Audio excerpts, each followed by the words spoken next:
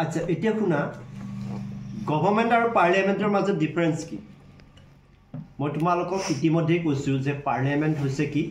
supreme ল making body of the country গোটেই ইণ্ডিয়াখন ক'ৰ পৰা শাসন হয় পাৰ্লিয়ামেণ্টৰ পৰা আৰু যদি সেইকাৰণে পাৰ্লিয়ামেণ্টক যদি কোনোবা এটেক কৰে বা পাৰ্লিয়ামেণ্টটো যদি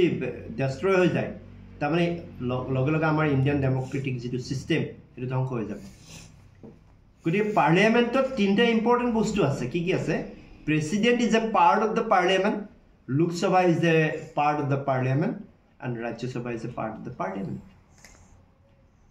বুজি পাইছানে গতিকে পাৰ্লিয়ামেণ্টত প্ৰেচিডেণ্ট থাকিল লোকসভা থাকিল আৰু ৰাজ্যসভা থাকিল এতিয়া প্ৰেচিডেণ্টজন কোন হয় প্ৰেচিডেণ্টক আমি ফাৰ্ষ্ট চিটিজেন অফ ইণ্ডিয়া বুলি কওঁ হয় নহয় আৰু সেই প্ৰেচিডেণ্টজনক কোনে ইলেক্ট কৰে প্ৰেচিডেণ্টজনক ইলেক্ট কৰে আমি নকৰোঁ আমি ডাইৰেক্টলি নকৰোঁ কিন্তু আমিয়ে কৰোঁ জনতাই কৰে কিন্তু আমি ডাইৰেক্টলি নকৰোঁ কোনে কৰে জানানে এমপিছবিলাক অল ইলেক্টেড এমপিছ আমি ইলেকশ্যনত যে ভোট দিওঁ 5 বছৰৰ মূৰে মূৰে ইলেকশ্যন হয় এমপিবিলাক আমি ভোট দি পেলাই লোকসভাৰ ইলেকশ্যনত আমি ভোট দি পেলাই পঠিয়াওঁ যেনেকৈ ৰাজ্যসভাৰ মেম্বাৰবিলাক কি হয় এমএলএ বিলাকে ৰাজ্যসভাৰ মেম্বাৰবিলাকক ইলেক্ট কৰে গতিকে আমাৰ ভাৰতৰ যিমান লোকসভা আৰু ৰাজ্যসভাৰ ইলেক্টেড এমপিজ আছে গম পাইছানে member of parliament but they will have to B elected হ'ব লাগিব তেওঁলোকে ভোট দিয়ে আৰু তেওঁলোকৰ ভোটৰ ওপৰতে প্ৰেচিডেণ্টজনক কি কৰা হয় ইলেক্টেড কৰা হয় গতিকে প্ৰেচিডেন্সিয়েল ইলেকশ্যনটোৰ প্ৰচেছটো তেনেকুৱা ধৰণৰ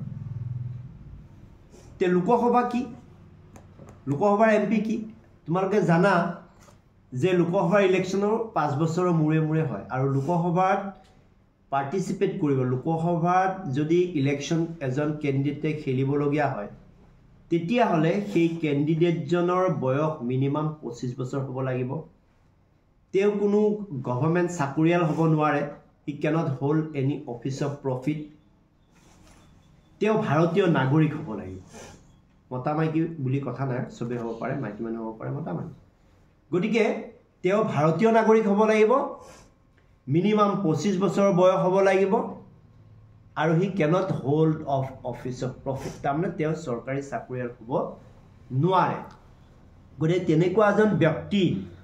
লোকসভালৈ নিৰ্বাচিত হ'ব পাৰে কেতিয়াবা বিশেষকৈ কি হয় যিবিলাক পলিটিকেল পাৰ্টিবিলাকৰ পৰা তেওঁলোকক ইলেকশ্যনত থিয় কৰাই জয়যুক্ত কৰা হয় আৰু কেতিয়াবা নিৰ্দলীয়ভাৱেও দুই এজন প্ৰাৰ্থী জিকে গতিকে সেই ইলেক্টেড আমি যাক ভোট দিওঁ 5 বছৰৰ মূৰে সেই elected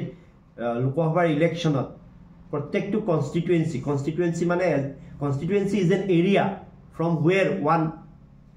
elected representatives to be elected to the parliament etu hol tumar loksabar constituency kide ahomot loksabar constituency kimanta ase 14 ta tamare gute ahom khonok 14 ta bhagot 14 ta area bhag kora ase jor pora 14 jon mp ami ahomia manu bilake ki ahomia citizen bharatiya citizen bilake ki koru telokok joyjukto kori ami পঠিয়াই দিওঁ জিকাই পঠাওঁ তেনেকৈ সমগ্ৰ ভাৰতবৰ্ষৰ পৰা total লোকসভালৈ 543 elected representatives election খেলি পেলাই জয়যুক্ত হৈ তালৈকে যায়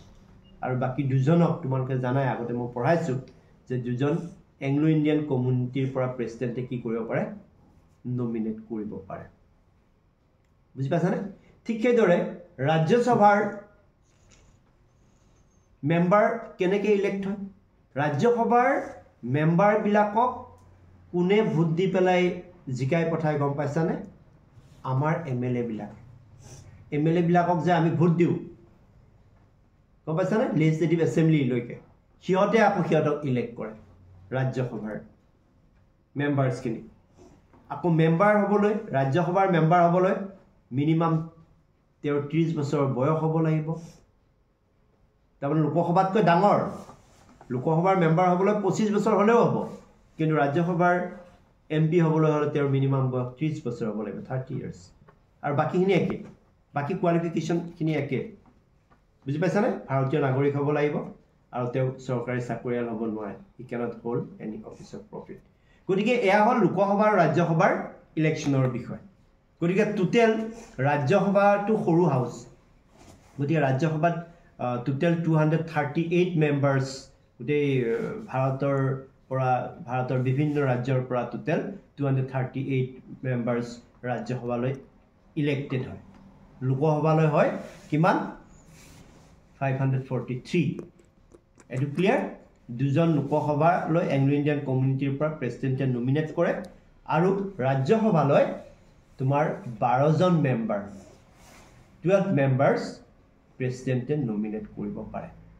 কেনেকুৱা মানুহক নমিনেট কৰিব পাৰে তেওঁ এমিনেন্ট জাৰ্নালিষ্ট হ'ব পাৰে গম পাইছানে আৰ্টিষ্ট হ'ব পাৰে সিঙ্গাৰ হ'ব পাৰে ফিল্ম এক্টৰ হ'ব পাৰে বুজি পাইছা তেওঁ মুঠতে এমিনেন্ট পাৰ্সনেলিটি হ'ব লাগিব গতিকে তেনেকুৱা বা স্পৰ্টছমেন হ'ব পাৰে শচীন তেণ্ডুলকাৰো আছিল তেনেকৈ এমপি লোকসভাৰ ৰাজ্যসভাৰ এমপি গতিকে তেনেকুৱা ধৰণৰ এমিনেন্ট পাৰ্সনেলিটিক কি কৰে প্ৰেসিডেন্টে 12 জন মানে ৰাজ্যসভাৰ মেম্বাৰ হিচাপে তেওঁ নমিনেট কৰে গতিকে এইদৰে কি হয় আমাৰ পাৰ্লিয়ামেন্টটো গঠন হয় গতিকে পাৰ্লিয়ামেন্টত টোটেল মেম্বাৰ কিমান পালা 545 প্লাস 250 এটো হল টোটেল মেম্বাৰ আৰু হাউস কেইটা পালা দুটা হাউস লোকসভা আৰু ৰাজ্যসভা এটো clear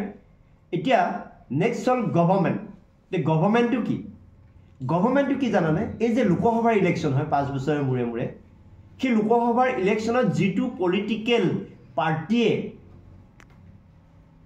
50% seats plus 1 seat occupy কৰিব পাৰে তাৰমানে 543 আধা কিমান plus 1 273 হ'ব গৰে হিমানখন যি এখন যোনটো পলিটিক্যাল পাৰ্টিয়ে লাভ কৰিব সেই পলিটিক্যাল পাৰ্টিটোৱে চৰকাৰখন গঠন কৰে বুজি পালা আৰু সেই পলিটিক্যাল পাৰ্টিটোৰ যিজন লিডাৰ তেওঁ প্ৰাইম মিনিষ্টাৰ হিচাপে শপত গ্ৰহণ কৰে আৰু সেই প্ৰাইম মিনিষ্টাৰে বাকি কেইজনমান মানুহক লগাই পেলাই মিনিষ্টাৰটো গঠন কৰে সেইটো হল সিস্টেম ঠিক আছে